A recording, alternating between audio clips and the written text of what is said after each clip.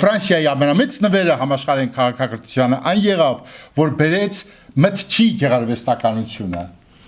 Ոչ միայն գեղարվեստական պատկերներ, տեսարաններ,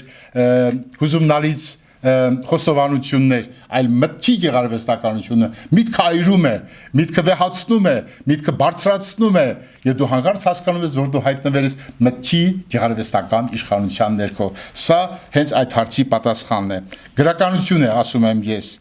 Սա նոր ոճի ֆրանսիական գրականության եւ գեղարվեստական մտքի մեծագույն արժանիքն է։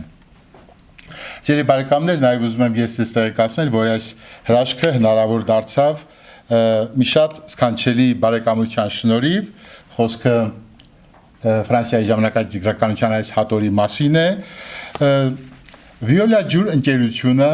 ուր ես բոլորին այլ առիթով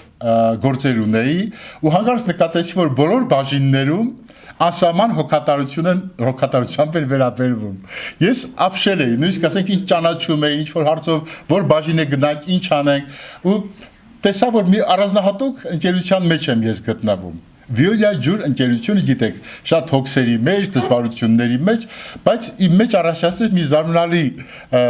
զգացմունք, ամեն սենյակը, որ դուռը բացել եմ, ես այդտեղ տեսել եմ հարգանք ու գնահատանք։ Անկեղծորեն զարմացած էի, այն չորություն, այն անտարբերությունը, որ Հայաստանում սովորական մի բան է, ես այս ընկերությունում չտեսա։ Հետո շարունակությունը ավելի հետաքրքիր եղավ։ Իմ հանդիպումը հանրային կապերի ծառայության աշխատակիցների հետ։ Ես ուզում եմ, որ իմ շնորհակալության խոսքը փոխանցվի իրենց ելի բարեկամներ, որտեղ այդպիսի բան չէր եղել։ Մենք իհարկե մեր գնահատանքը մրցանակի տեսքով տարեվերջին համայնքական գրողնությունը կհայտնի, բայց այն ինչ որ տեղի ունեցավ, որի արդյունքում գրքի հովանավորն է Վիոլա ջուր ընկերությունը։ Դա մի բացառիկ գեղեցիկ արժեք է, ինչի համար ես հայտնում եմ իմ քորին շնորհակալությունը։